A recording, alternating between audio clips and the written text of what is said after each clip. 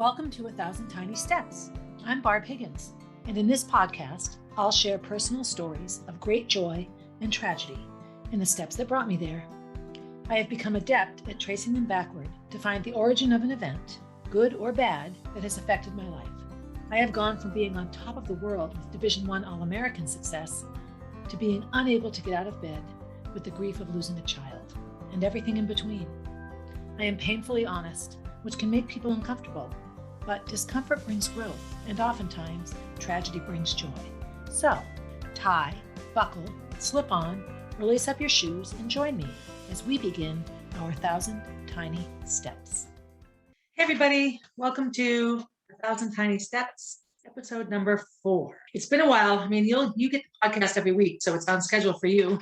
Thanks to my wonderful editor. But I haven't sat down here for about 10 days. I recorded the first 3 episodes relatively quickly, but I've just had a very, very hectic, busy time. So I'm recording this on September 17th. And my family yesterday spent the day with some TV folks who are doing a follow-up to the birth of Jack. And I have to say, a lot of responsibility comes with motherhood. So before I get into it, I just want to comment on how important and special Jack's arrival is, and the weight that it carries, making sure he has a good, happy life and that our family is balanced, that Gracie and Kenny are okay and that I'm okay. But also he has this wonderful message to share. His existence can serve to help other people and bring happiness. So it was a long, exhausting day.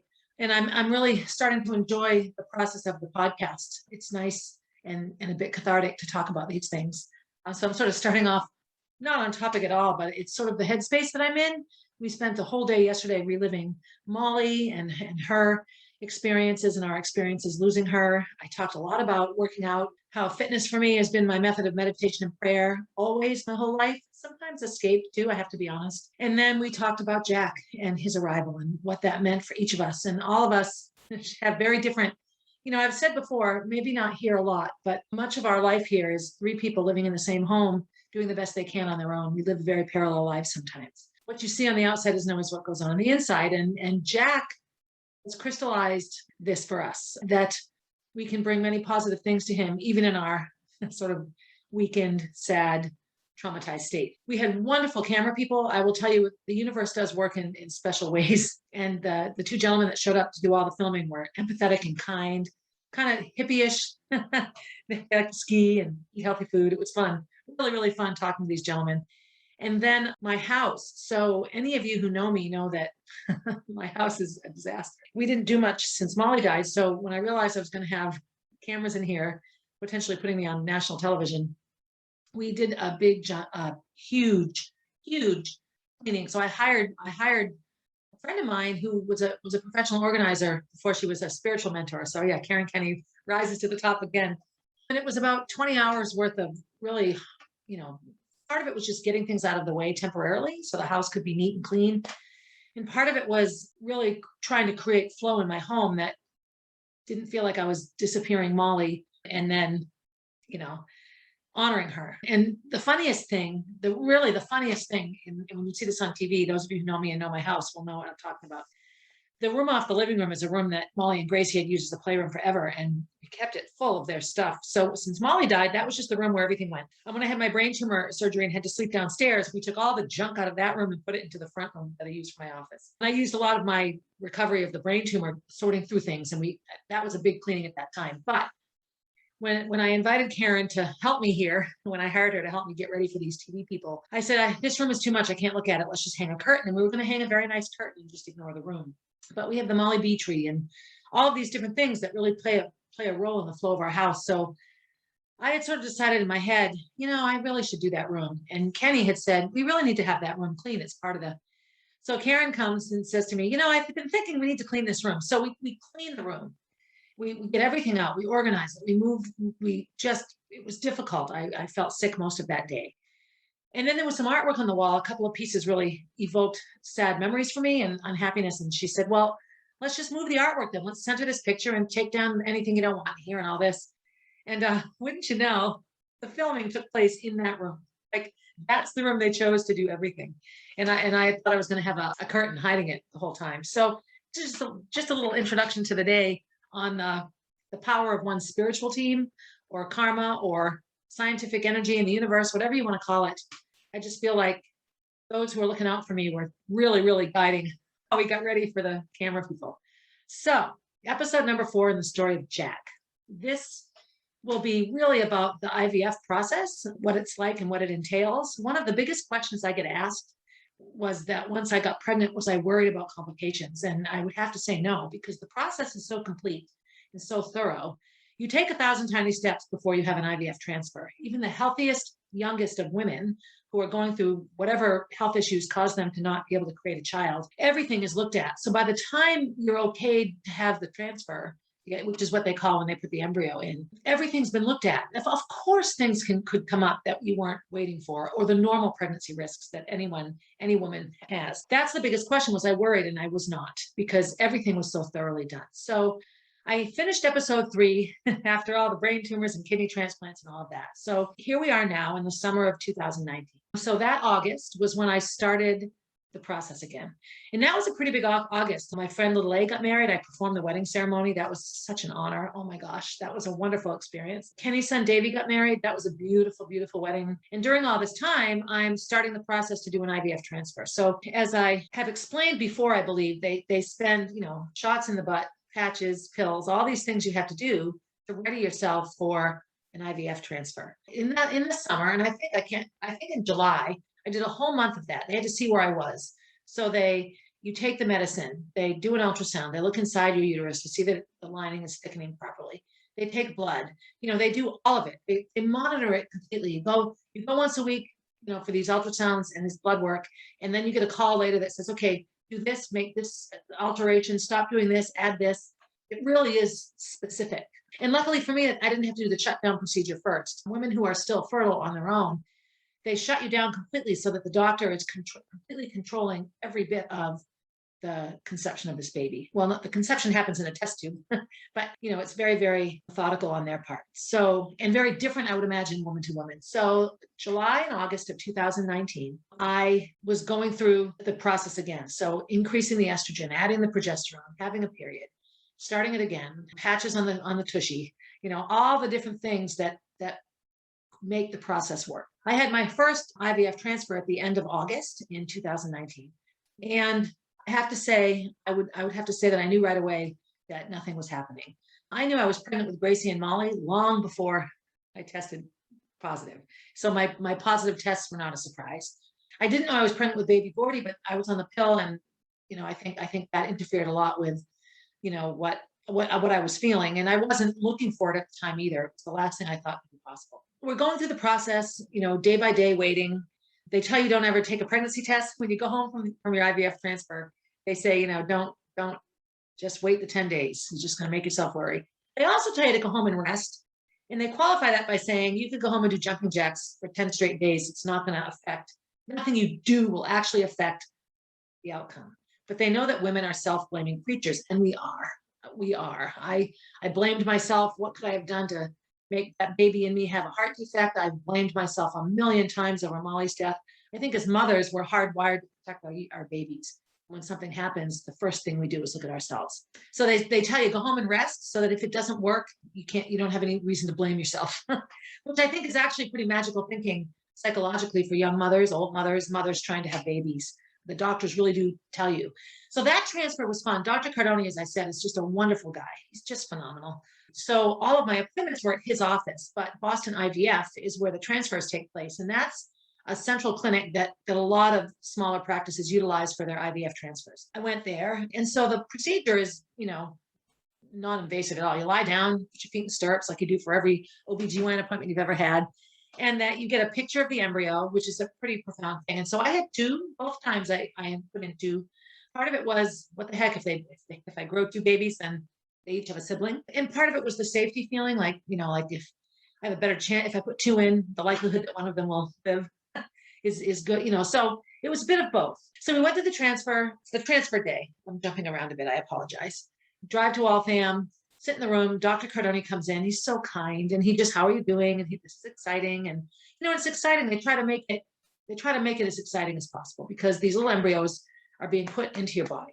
That was in August of 2019. So it did not take. I was in my fabulous swimming pool in my yard on the day that I got the call that I was not pregnant. I wasn't surprised. I said, I let Kenny know that no, it didn't work. It didn't take. And then I asked the nurse, do I come back? Am I done? Is it over? Like, what do we do from here? And she advised me, just keep taking your hormones and come for a follow-up appointment. So I kept taking the estrase, the estrogen, and I had an appointment about 2 weeks later. So at this time now, I'm 56. It's 2019. And, some people, women that are really doing this because they've never had a baby, really, really struggle when they aren't pregnant, because for them, the purpose of the whole thing is the baby. I know this will sound strange to people, but the purpose for me wasn't the baby. It was the process of having the baby. So when the pregnancy didn't work, my first thought was, well, I wasn't supposed to have a baby. It was all about finding the brain tumors and fixing my mouth and all the things that followed through Kenny's kidney transplant. I was a bit bummed. And in some ways too, I love having a purpose, a goal, something I'm working for. So I thought, well, all right, what do I do now? So we went to back to the doctors, and we sat down. Dr. Cardoni comes in, and he remarked that he was very unbelievably surprised at the take, and that he thought it must have been the quality of the embryo and not my body, because he said nothing in my body was holding me back. So that was good to hear. So I sort of said to him, so can we try again? And he grins at me and says, are you going to twist my arm here? And he pulls out a list of things he wants to do differently. This was actually a big relief to me, because I guess I just felt that if it could happen, it was supposed to happen, and that we would try again. So the first time around, all of the rigorous tests that we had to have, I had to have an updated mammogram. I had to have an updated colonoscopy. I had to have blood work, a complete physical. I'm asthmatic, so I had to have a complete lung physical. The things I had to do to be approved for having this baby didn't have to be done again. I did all of that in the fall of 2018. There's also a psychological component to this. They give you a list of people. So it was we did it on the iPhone. It was pre-COVID, but the therapist was willing to just let you do it from your own home. And Kenny's piece too, as the male component to this, as the potential caretaker of the baby along with me, as the other parent, he had to go through rigorous health as well. So here he has just received a kidney transplant. So he passed all the health stuff before his transplant. Obviously, the health of the father isn't of concern in the quality of the pregnancy, but the having a baby, have parents and all that sort of thing. So he had to have EKGs and different tests and blood work as well, just to show sort of his level of health and all of that. You go through all of the drug testing. You go through everything. I mean, you really do go through all of it. So the psychological piece, I was concerned because, we've lost a child and we have chronic illness and all of the tragedy and trauma that goes along with that. It was an unbelievably productive conversation with this woman. She really talked about all sorts of things. She talked about the realities of IVF and the complexities of creating a baby in a non-traditional way. We talked about losing Molly. We talked about Gracie. And Gracie at this time was completely unaware that this process was even existing. Once the brain tumors were found, I sat my mother and Gracie down and explained that the only reason I knew I had these tumors was because I was seeing a fertility specialist about having a baby. My sister-in-law, Kathy, knew, and so, but then that was that. We stopped talking about it. And I think the assumption that everyone made was that, now that I'd found the tumors, I didn't need to follow through on it. When the first round didn't take, I believe I let my mother know. I kept Gracie out of it. And sometimes when I'll get to that in another podcast, but I think in hindsight, it might've been better to keep her involved in the loop. My thought at the time was that she had too much on her plate already. And these are things that I shared with this psychiatrist in the meeting on the phone. And this was all in the fall of 2000. All of that goes into play. And then all the physical testing as I start to take the hormones to see how my body reacts, all of that goes into play as well. 2019 ends. And we've decided that we'll try again. So my appointment was in September. So October, November, December of 2019 was starting the process again, staying on the estrase, the weekly ultrasounds, having a period. And they like to have you have a couple of cycles so that they see that they're controlling them. And, this will sound weird, and I know it's a bit personal, but, I always had really heavy periods, like cramps and all that kind of stuff. And when I was super fit or on the pill, I often didn't get a period at all. So I either had these super heavy periods or no period. For me, part of my identity as a woman is the fact that I can create a life and grow it. And it's a very difficult process. Menopause can feel like the end of life for women because their ability to recreate appears to be over. In a natural sense, it is. Men can father children their entire life. They just have to find a young woman. And this opposite sort of reality for women can be devastating. It just makes you feel old and a bit useless. Or that's how it made me feel. And I'd lost Molly when menopause hit me. So all of those emotions come into play. I never disliked having my period, because it reminded me what my body could do. Y'all might think I'm nuts, I think we've ascertained that I probably am. But losing my period was another loss for me. It just made me sad. So there was all of that, all of those emotions going into getting ready for Jack. So we're recreating it. So Dr. Cardoni did some different tests. I had a couple of hysteroscopies, different things on his end that he did differently that I don't even know all those details. I just always did what I was doing. So the process was going along, and we were preparing for like an April transfer, which would have been like a December baby. COVID hits, and suddenly everything stopped. So the only patients that could continue their fertility treatments were those that were, inactive, like the transfer is happening, or that they've just had the transfer, or so a lot of those patients were allowed to continue, but patients like me who hadn't quite gotten there yet, the timing of where I was, we had to just stop. So all spring of 2020, as the whole nation sort of stayed inside and stopped doing anything, everything was just on hold. I was just taking estrace and just maintaining that. And then at the end of June of 2020, Dr. Cardoni gave me a call and said, okay, we're ready to start up again. So we did. We the month of July was just, we just did the 1 month this time. No, I think June and July. So anyway, the month of July would be my transfer month. All of the normal things that I had done several times before now, it was all becoming sort of a routine. The injections, you have to give yourself a shot in the tushy. It's a good thing I have some mobility, but I'd go to the bathroom in the mirror and do that, all of that. So all of those things stayed the same. I have to be honest at this time and say I had cut down a lot on my alcohol consumption because, you're getting ready to have a baby. You can't drink when you're pregnant. It was still a bit of an issue for me in the sense that it was helpful for me to at least have one drink at the end of the day. So I knew this would be something that I'd have to deal with once I became pregnant, which was not a problem. So at any rate, the end of July 2020, I have transfer day. So I go down and all of these restrictions with COVID, there's way less people there. I go into the exam room, I'm ready. And they tell me, now at this point, Dr. Cardoni had quasi-retired. I was sort of his last patient. It was a Sunday and he never came in on Sundays. So I was going to have a different doctor. And the nurses said, you'll have Dr. Leung and it'll be fine. And so that was fine. Okay, this is how it is. So I'm sitting there waiting and all of a sudden the door opens. And who is it? It's Dr. Cardoni. So everybody was so surprised, like, what are you doing here? And he just grins. He has a beautiful smile. And he just says, this one's mine. And so it was just wonderful. So we did the transfer, and it's so second nature, I'm all worked up about it. And it's just second nature to these people because they do it all the time. And there's a little TV monitor, like an ultrasound monitor, and you can see the embryos as they float in because they're sort of like lime green. They're almost like radioactive looking. So you see them float in, there they are, they're in there. And so he showed me the pictures, and these embryos, I have to say, looked much different than the first round. If I compared the pictures, they're so different. So he asked me, did I think they looked better? And I said, I thought maybe so. And it was all said and done. And he said, so what do you think?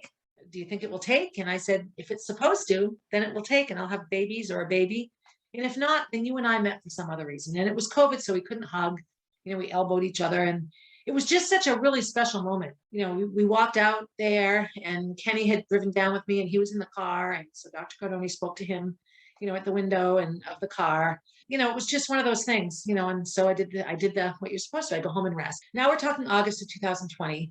I go home. I had just purchased Coach's house, so we were painting and doing a lot of work there. So I continued that. I tried not to think about it, but I'm pretty sure anyone that's done IVF will tell you, they tell you don't do a pregnancy test. And I'm quite sure I peed on 50 sticks over those next 10 days, all the time. And I have pictures of them because very, very, very, very slowly I started to see the line in the pregnancy side of the test. Very, very faint at first, and a little darker the next day, and a little darker the next day. So I had also just started at this time meeting with my author, Virginia McGregor, who was helping me with my memoir. I brought up the fertility thing, and just, and sitting and talking, everything in my life is tied into everything else, and losing Molly and wanting a baby. So when we were sitting on my porch one day talking, she said, oh my gosh, when are you doing it? And when is all this happening? And I said, actually in 2 days. It was like the end of July. We're having this conversation. So she knew that I had gone through this. So I sent her a picture of the embryo. I started sending her little pictures of the pregnancy test. My sister-in-law, Kathy, knew, and that was about it. And then I had maybe one or two other people in my little circle. It's not official until you go down and have a blood test and an ultrasound. So I went down for a blood test, and that was August 5th. I'm home and I'm working at Coach's house, the house that I bought, cleaning up everything. And I get the call from Tammy, the nurse, that yes, indeed, I'm pregnant. I'm beside myself. I'm so excited and so happy. So I call my local OBGYN, Dr. Chaudhary, to let him know. And he said, that's fantastic, but I don't believe I see you for 12 weeks. And his advice, again, doctors that understand the ins and outs of conception and pregnancy and, growing a baby and fertility, he said, you just need to forget about it right now. Live your life, do what you're doing, stay healthy, stay well, but don't obsess about it. If it's meant to be, it will happen. And I know that that can sound so fluffy, but it really was helpful advice, because any pregnancy, the first 12 weeks, the first 3 months or so, are considered, if a miscarriage is going to happen, that's when most of them happen. And they happen all the time to people. Before we had these pregnancy tests that you knew you're pregnant before you're even late for your period, sometimes women didn't really know they were pregnant until they had missed their second period. So, by the time you've missed your second period, you're 8, 9, 10, you could be 10 weeks pregnant. And that's when you find out you're pregnant. Now we know we're pregnant when we're, 5 minutes pregnant. I went about, getting coach's house finished as much as I could, moving a 10 and 10. And then I just kept working out. I was really finally, the irony is I was finally under 140 pounds. I sort of had my pre-Molly dying body back. And now here I was pregnant. I would giggle about that sometimes. So for all of August and all of September, I just stayed quiet, because that was what I was supposed to do. I worked out, I ate well. The non-drinking was not a problem. And it was that way for me. I'll get into my addiction issues in later podcast seasons. But when I can't drink because I'm not supposed to drink, I don't have all right, I won't drink. If there's nothing preventing me from it, my mind will say, okay, it's 5 o'clock. It would be really good to have a drink right now. That's sort of my mindset. So not drinking was not a problem, but you have to create a new habit. There's a commercial on TV, and I've mentioned this before, about quitting smoking, and the people spill their coffee and they put their pants on backwards and they drive into street signs because they're used to doing everything with a cigarette. And so you have to create a new habit. In the first 6 weeks of growing Jack, every night, Kenny and Gracie and I would go to Friendly's and get ice cream, or to Arnie's or Whoopie Twist or Freakies, somewhere to get ice cream. That was our new nightly routine. All right, if we can't drink, then we'll have ice cream. And that waned away after a while. So I did nothing. I continued going to Dr. Cardoni. I do remember when I had the ultrasound and it showed one embryo, one healthy baby, I was a bit bummed. My main reason for having Molly was that I wanted Gracie to have her buddy. Who do I wait for Santa with? Who do I play with? And so that ride home was a bit tough, because I thought, okay, I'm going to have this baby and he or she is going to be all by themselves. And that's still something that niggles with me. I had a conversation today with my brother, Jonathan. His son, Jonah, is an only child and he's 12. And his only cousins now are Gracie, who's 20, and Kelsey, who's in her 30s. He doesn't have relatives his age. And now he's got this baby boy cousin. So Jonathan and I talked a lot today about family. We need to connect them, because maybe the age difference is big now, but when you're an adult, when Jack will be 30 and Jonah will be 42, there's no age difference there. Now you're just both adults, and we want them to be close. Driving home that day, that was sort of at the end of August, knowing that I had one baby in there, I have to say was a bit bittersweet, because I was unbelievably happy that this pregnancy had worked. Unbelievably sad that it was just one baby and not two. August and September were very, very much life as usual. I was working out. I was feeling great in my workouts. My weight really stayed the same for 2 months. I didn't gain much, maybe a couple of pounds. I just was, in the process of not attaching too much hope. Whatever was going to happen was going to happen. Once I was at the 12 weeks, so you still take all the hormones. So I was still doing the shots in my butt, wearing a patch, taking estrace. For the first 12 weeks of the pregnancy, you don't stop any of that. And then you just stop. When week 12 is over, you just stop. So that's the first, I think, time that a lot of women, me included, would fear that, this is going to work. And at that time, I will say I had some spotting, and it panicked me like crazy, but everything was fine. I remember calling Dr. Chaudhary to say, is this normal? Is this normal? I was just worried that I'd done something to hurt myself. At that point, you stop being a patient of your fertility specialist, and you are now a patient of your local OBGYN. Off I go to, pregnancy appointments with Dr. Chaudhary. Now, Dr. Chaudhary had been a partner of Mike Walsh, my OB that delivered Molly and Gracie. And so I've known him, for 18 years. We had our first appointment, and he's really been with me in this in the beginning, way back in 2016, when I first had the idea that I was supposed to have a baby. I went to him, and he'll be a part of the TV special and everything else. So he had a big grin on his face, if anyone could do this, it's you. So now that I was beyond the 12 weeks, we talked, and he laid out all the testing I would have done. Because I was 57 at the time, I had every test imaginable, every blood test, every physical, every ultrasound, everything that a person could have to ensure the health of the fetus, because I'm 57. And it's really uncharted territory. Now my body's doing all the work. I'm not taking anything supplementally. It's my 57-year-old body growing the baby. Can I do it? So that was a huge piece of this. So I said, all right, well, when should I start telling people? And when should I let the news know and all this? And he just said, never, nothing, no, no, no, no, no. And don't tell a soul until you've had all these tests, because his theory was, okay, I tell a lot of people, oh, I'm 57 and I'm pregnant. And then I lose the baby. And maybe I lose the baby for something that has nothing to do with me being 57. But now I have to untell people. I have to go and say it didn't work. And then you open yourself up to judgment, which I've opened myself up to judgment many times in my life. So he said, look, do yourself a favor and just live under the radar right now. Don't tell anybody. So the only exception to that was my CrossFit coaches. And that's because I'm working out. And so it'd be helpful for them to know. So that was sort of a fun scenario, letting them know. The first time I heard the heartbeat was like throat catcher. And that was with Dr. Chaudhary. So I filmed it, like I recorded it on my phone. And so the way that I told my CrossFit coaches that I was pregnant at 57 was letting them listen to the heartbeat. And of course, their first reaction is Gracie having a baby? She's 19 at the time, which is not too young. But so at any rate, no, it's not Gracie, it's me. So that was sort of a bit of news. And the standard response was like a straight face, like no response whatsoever, because I think sometimes they don't know how to react. So my CrossFit coaches knew at like 14, 15 weeks. So all through working out, all through October, November, December, getting up to 22 weeks, I continued working out. My tummy began to show a bit. And, when you're in workout clothes, it's hard to hide that sort of thing. But I'm in my 50s, and 50-year-old women always have this little menopause belly. That's one of the signs of menopause is, you increase in cortisol causes you to retain belly fat. Cortisol is a stress hormone. When you can't sleep, you worry. When you worry, you produce cortisol. It's this vicious circle of menopausal bliss. I was able to sort of put off speculation about, and nobody would look at me and think I was pregnant. That wouldn't come to mind. So I could sort of say, yeah, menopause belly and all this, and it was just baby belly. I went through all those months, and I didn't have to make any modifications in my workouts at that time. My growing belly wasn't super obvious right away. It was to me, obviously. During that time, I told Gracie, and Gracie was, I have to be honest, really unbelievably devastated at the time. It was just too much for her to take. Her feelings are so utterly valid and were a huge piece of this whole procedure for us.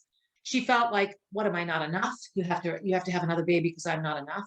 And that comes up a lot with siblings. When siblings die, they're still here and they feel like the parents are obsessed with the dead sibling, which is true. We are, because that sibling isn't here. So it's an incredible balance in families that have lost children, especially, to figure out how to move forward. And I imagine a child who lost a mother and then the dad remarries, they would feel that their dad is replacing their mother with some other lady.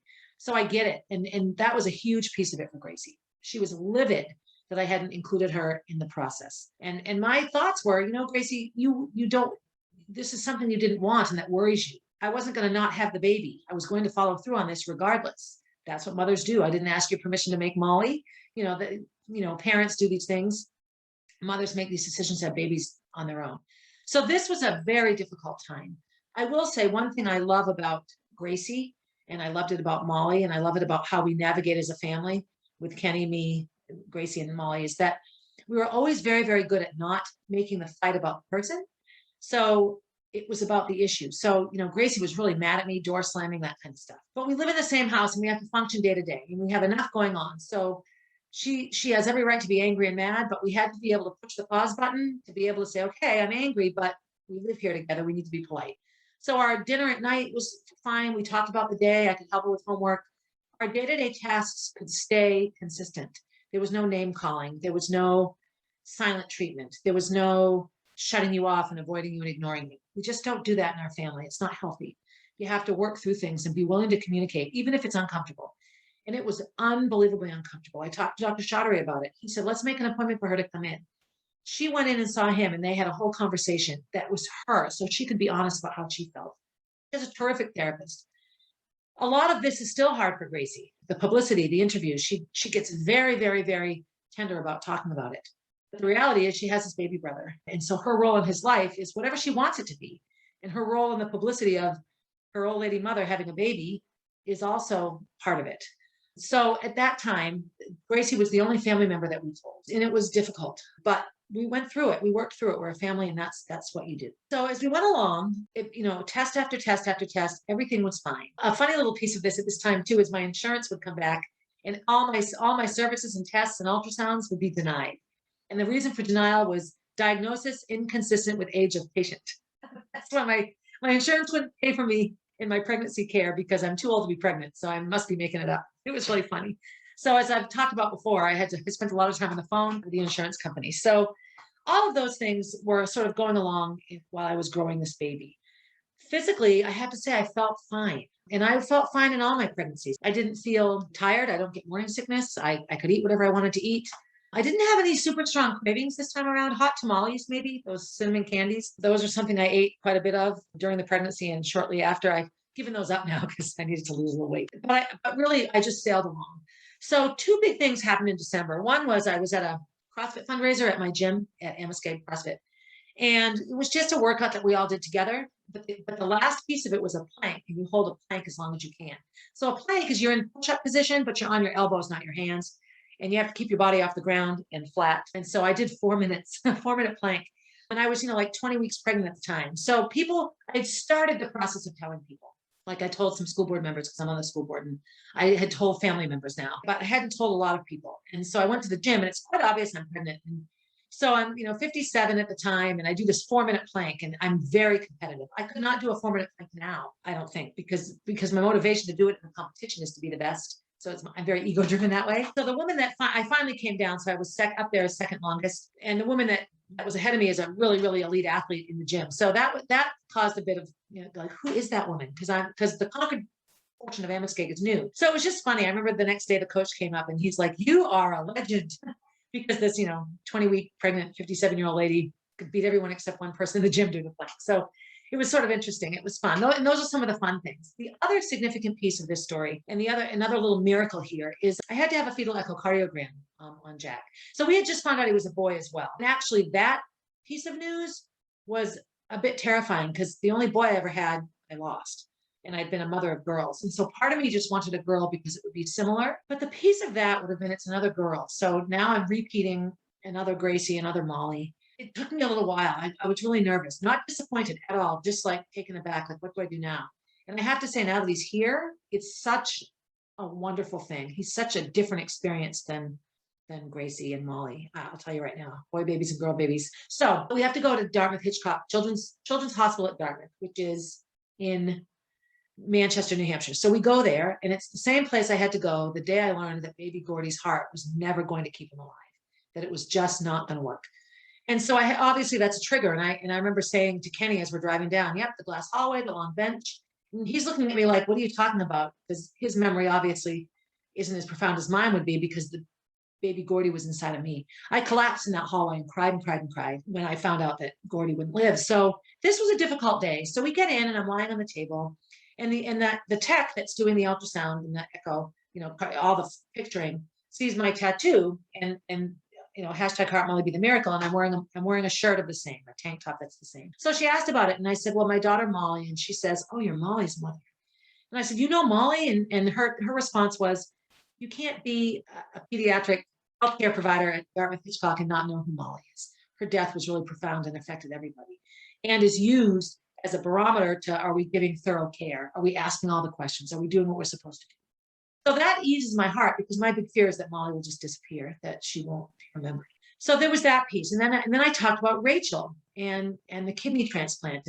And so she begins to weep and cry a bit because it's pretty emotional. Then I tell her about baby Gordy and how traumatic it is for us to be here because we've lost a baby. And this was the final test that let us know. So I share this whole story with her, and this is 21 years after Gordy would have been born. He would have been born in 1999. Now it's 2020. The cardiologist comes in. She's a woman whose name I can't remember. And she says, "Tell me a bit about this baby you lost." And so I started sharing with her about baby Gordy and the heart defect. And she asked me, what was it? Did I remember? And I remembered it all. Transposition of the great arteries, basically upside down and backwards. The atrium was on the bottom, the ventricle on the top. So the heart would flood. It wouldn't work properly if Gordy had been born, had lived 9 months and been born alive. It was just a traumatic thing. And she said, "Now, when was this?" In August and all this.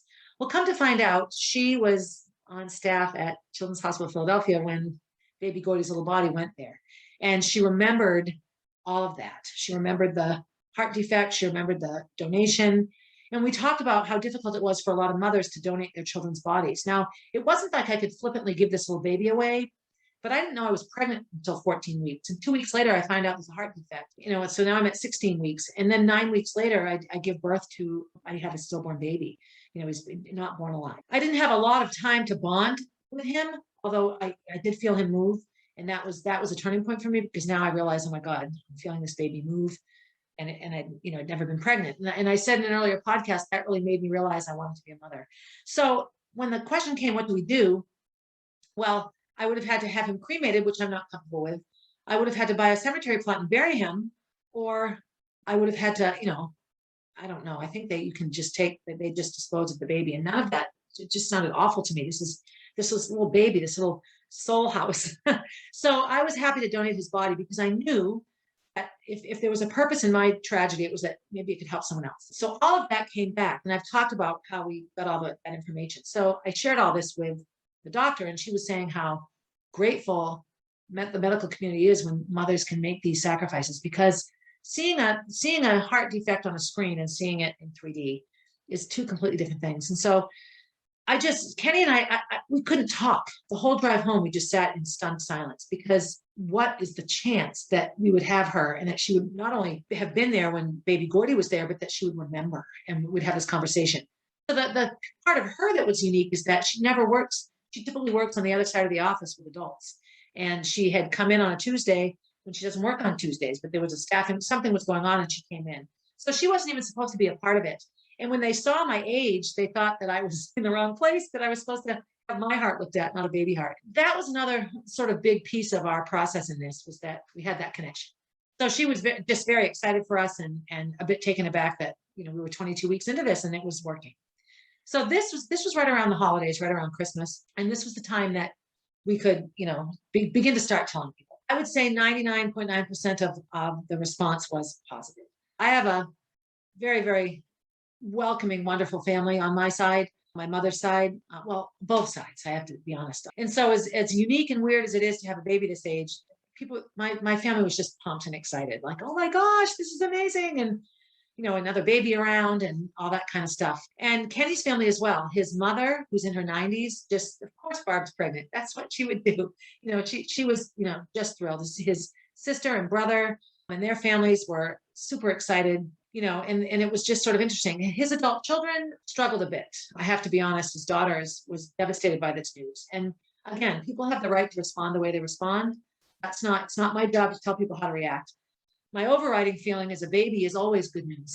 There's no such thing as bad news with a baby. So his adult children, his son Kenny is fine and has met Jack a couple of times. His other two children, Katie and Davy, are struggling, and they get to struggle. They have young babies of their own and are raising families. And we all truly want to do the best that we can. That was a hard time. Come to Christmas, we can't go to Florida this year. All the COVID things, it just doesn't make sense for us to go.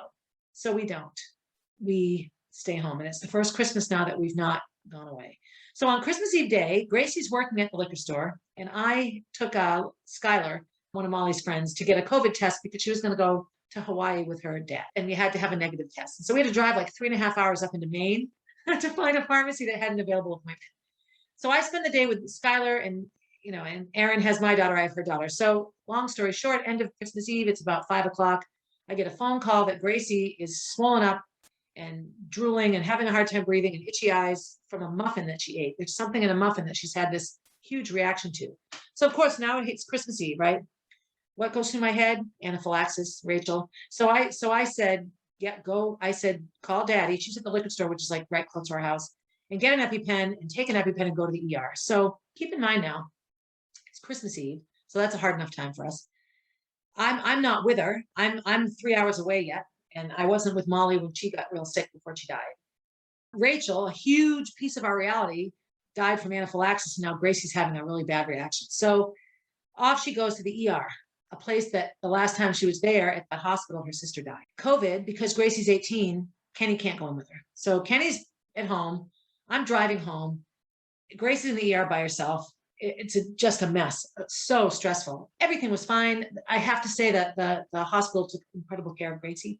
And we went to the pharmacy in the morning to get some prednisone and other meds that she would need.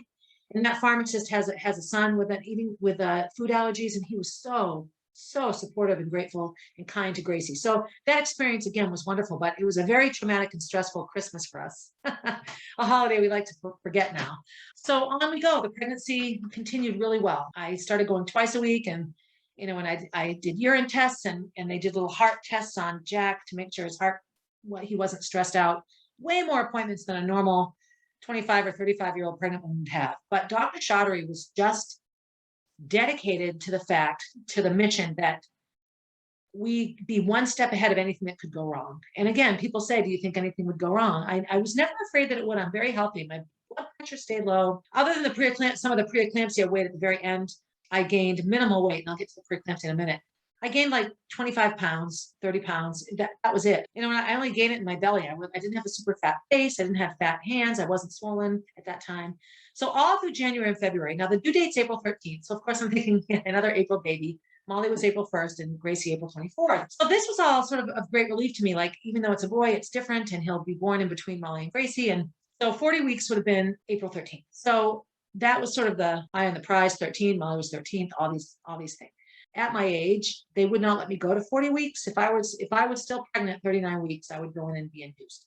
And I think there are some risks that come at the very end of pregnancies for everybody, but especially for women who are older. So all of these things were sort of into play. Another person that I started to confide in and send pictures to and share is Carol Leonard. And she also has a podcast, and she's written a couple of books. And she paved the way for midwives in New Hampshire and probably nationwide and worldwide. She's unabashedly honest and not afraid to say it like it is. She's lived an unbelievably wonderful, tragic, beautiful life. And so she became a part of it and would ask questions and all this. So I kept her apprised of it as well. So we're marching through winter. It's January, it's February, and I'm feeling great. And all my CrossFit mummies are having their babies. I was the last one, slated to be the last, and I think I still was. So March comes, and I'm thinking, all right, March, this is the last month, and then April will come. And I really wanted Dr. Chaudhary to deliver the baby. So for the most of this pregnancy, I have to be honest, I just felt like I was on the ride. Whatever happens is supposed to happen. I tried to stay detached. I was telling a handful more people every day, but it was not news. Like, it didn't get to the news or anything like that. Going through March, thinking that I would have the baby in early April, Dr. Chaudhary, made some plans to go away for a weekend. So Wednesday, the 17th, so St. Patrick's Day, I had a doctor's appointment for my lungs and everything, and I looked fine. My blood pressure was low, 125 over 65. Everything was normal and fine. Went to the gym after, really starting now the whole nesting thing, getting the house ready, telling more people, all that. Thursday, I wake up, and I had started to notice my legs were getting really swollen, like in a way that I hadn't noticed before. Like my knees got really huge.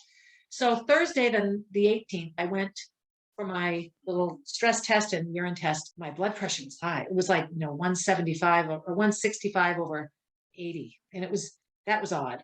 And so I, peed the cup, and there was protein in my urine. So high blood pressure and protein in the urine indicate potential preeclampsia. So Dr. Chaudhary sends me across the street to Concord Hospital to the birthing place, the family place. And I have a blood test, and they look for platelets. And a low platelet count also indicates preeclampsia. So I had a very low platelet count. It's like 107. Or under 100, they probably wouldn't let me go home. Suddenly, I decided I need to be a pain in the ass. And I'm like, no, I don't want to have the baby now.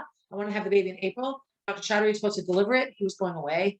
So they said, well, you can have the baby right now. Well, I didn't want the baby right now. I just wasn't ready. It was very difficult for me to accept the fact that my body was failing me. That's how I felt. Actually, preeclampsia is the universe's way of saving babies, because you get so sick that it's clear the baby has to come out. And nothing is wrong with a baby in preeclampsia. It's the mother. Whatever causes the preeclampsia can be related to things with the baby. But it happens to amazing, women of all ages, healthy, unhealthy. It really had nothing to do with me being 57. They gave me some steroids, which would help Jack's lungs and just him. And then it also raises platelet counts. So they said, well, go home and come back tomorrow and don't do anything. So of course I got on the stationary bike because I wanted my legs to get less swollen. And I didn't pedal hard or out of breath. I just put a TV show on and watched. I slept on the couch because I was more comfortable downstairs. And I woke up 2 or 3 times a night and took my blood pressure. And it actually got pretty low in the night. So that gave me relief. I went back the next afternoon, which is now Friday. Dr. Chaudhary's gone.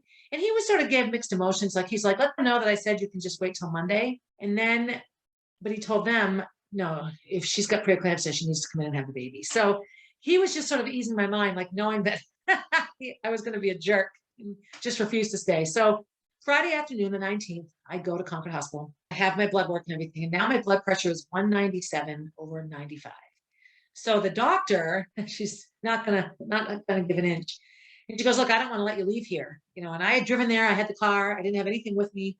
And I also hadn't done like my sister hadn't even seen me pregnant yet. I was going to have pregnancy pictures taken. I hadn't done any of these things. And I was just like, because I thought I still had 3 weeks.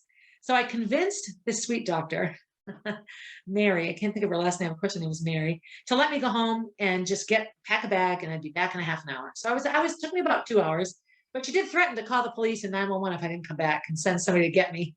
And I live like a half mile from the hospital as the crow flies. So I went home. I called my friend Erin. She took a bunch of pictures. I got my sister to come over to see me. And I packed a bag and off I went to Concord Hospital. Gracie was, of course, a bit freaked out because this was we really all mentally thought we had more time to prepare. And so I went to the hospital, checked in. I went by myself. Kenny stayed home because Gracie was home. And we had to figure, she would need someone either to come stay with her or she could go stay. So she went to the Hungers, of course. Thank God for Jennifer Hunger. She's Gracie's other mother, and Allie, her sister that she can complain to about me. I go to the hospital, get checked in, and get prepared for induction. So typically labor inductions can be difficult because the body isn't ready to have the baby. And so the body fights it or just doesn't cooperate. And women who are induced can be in labor for 2 or 3 days. So that's what I thought I had ahead of me. I really thought that this baby would take a long time to be born. Molly and Gracie were 8 hours start to finish. So actually, baby Gordy was it took me like 12 hours to get that little 1-pound baby out of me. At any rate, I went, and so they checked me all in, got the IVs running, got me all ready. I had dinner, watched some TV. The physician, the OBGYN, came in, and she did what's called stripping my membrane. So what that means is they irritate the cervix. So you have a mucus plug in your cervix that keeps germs out and all this. So they irritate that so that it will let go. And it sometimes stimulates the thinning of the cervix, which then stimulates contractions, which makes the baby come. So they did that. And that was an unbelievably painful experience. I'd not had to have that done with Gracie or Molly. It was horrifying. It was like a scene right out of Handmaid's Tale. We've got the nurses holding you down and the doctor stripping your membranes because they have to get up in there. It was, it's funny. It was painful, but funny. And then they insert medicine up into your vagina, to your cervix, that again thins the opening and helps the cervix efface, become thin and open. So after a few hours of this, it would begin Pitocin. And Pitocin is a medicine that makes your uterus contract. It makes any muscle contract. I had to have Pitocin with Molly because halfway into the pushing phase, she decided she didn't want to come out and my contractions completely stopped. And so they gave me Pitocin for her and she shut out like a football. I'm familiar with Pitocin. So I go to sleep and I wake up a couple times and are you going to give me the Pitocin? And so I don't really remember everything. I wake up in the morning and my first thought is, oh, I guess I'm not having a baby because I woke up and it was morning. And I thought if I'm going to go into labor that I would feel it. I would feel the Pitocin. So I get up and I call and order breakfast and coffee and that gets delivered. And I pee and I'm walking around the room and everything. And the physician comes in, the OB, before she leaves and the new one comes. And she's like, well, how are you feeling? And I'm like, I feel fine. Are we not having a baby today? And she looks at me puzzled. And she said, Barbara, you went into labor at 3 o'clock this morning. So from 3 a.m. to 9 a.m., I just slept. I didn't know I was in labor. It didn't wake me up. My tummy felt hot, I will say. When I was drinking my coffee and eating, I thought, my stomach is hot.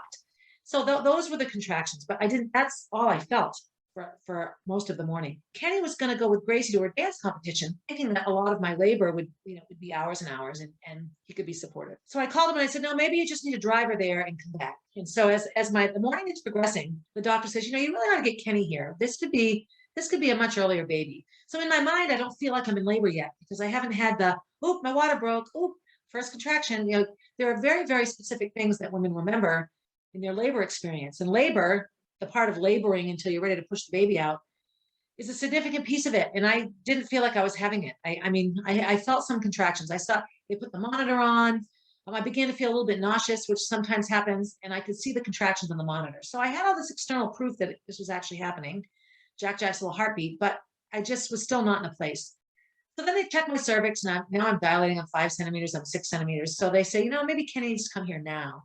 So we made arrangements for Gracie to get picked up by the Hungers and go there. And she dances a tap duo with Allie, this beautiful dance called Bruised Not Broken. And that was one of their dances. And they were dancing that fairly early on in the competition. So Kenny arranges all that and shows up at the hospital. So then they break my water. And so boy, do the contractions start then. So anyone that's had to have their water broken, it really does accelerate labor because I think it's the amniotic fluid on the cervix, all of it. The body's a natural thing. So the contractions became incredibly painful. And I just wasn't sure. I said, how long is this going to last? And they said, well, it could be 10 minutes. It could be 5 hours. So I said, well, if this is going to last a long time, I'd like an epidural. And I never had an epidural before. I was in so much pain. I didn't ease into it. It was no contractions at all, knifing contractions. And I thought, I'm too old to be a hero. I just want to, be numbed out and relax and labor while I sleep. So I came and had the epidural and nothing. It didn't numb anything. It didn't numb my legs. It numbed nothing. So apparently that's a sign that had gone beyond the time that an epidural would work, that I'm into the next active phase of labor, which would be pushing. But I didn't even have the desire to push. And I remember with Gracie and Molly saying, I remember with Gracie that I knew I was ready to push when I said to the doctor, every time I have a contraction, I feel like I want to go poop or I want to growl. And he giggled. He goes, well, you should try to do both because that's what pushing is. You're ready to push. And so the contractions come, and every time you have a contraction, you push. So I laid down in the bed and they checked and the doctor said, I can feel his head right here. So why don't you give a push next time? So I just was out of it and I'm like, okay, fine, I'll push. So I did a little push and nothing. And she goes, come on, you can do better than that. His head is right there. So we waited for the next contraction. And so on the next contraction, I pushed as hard as I could and his head came right out. She goes, oh my gosh, his head is out. And I kept pushing and his whole body came up. So Jack was, for me, an hour of labor and a push and a half. And here's baby Jack. And everyone was shocked.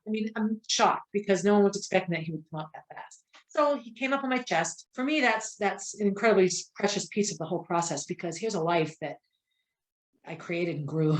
And here he is on my chest, this little teeny perfect baby. And he was so little. So everyone's scuttling around, cleaning up all the mess that comes out with the baby and getting all the heavy equipment comes in, the heating, the little incubators, everything comes in that look, whatever might be wrong or need assistance, attention at the time. So I'm just holding Jack and he pushes his little hands into my chest and lifts his head up and looks at me and then flops down. The most amazing thing ever that a newborn baby could even for a millisecond lift up his head. But boy, did I feel that was Molly Dolly saying, hey, Mom, I'm right here. And now I'm going to go be with Gracie. He was fine. There was just perfectly fine. 5 pounds, 13 ounces, sweet little baby. So they did all the things that they do, wrapped him up, swallowed him up, everything else. I started to get really freezing cold. They put all these heated blankets on me, put Jack underneath with me.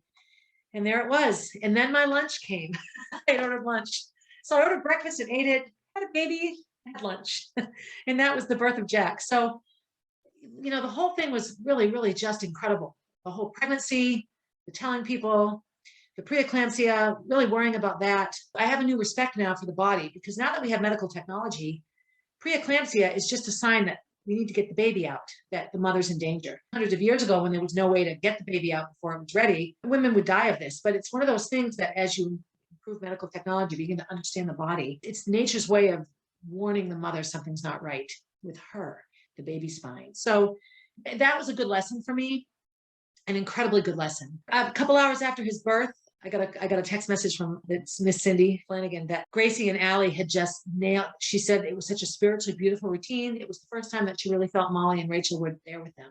And I truly believe they were. Again, this goes back to your own beliefs, but that was an emotional day for everybody. And it would make perfect sense that Rachel and Molly would be right there, taking care of me and taking care of Gracie. So yeah, that's that. So I think I'll stop here because there's a lot of detail that I can get into around Jack. But March 20th at 12:31 p.m., little Jack came into the world. An hour of contractions and a push and a half. And here he was, 5 pounds, 13 ounces, 18.5 inches long, teeny tiny, so little and so cute.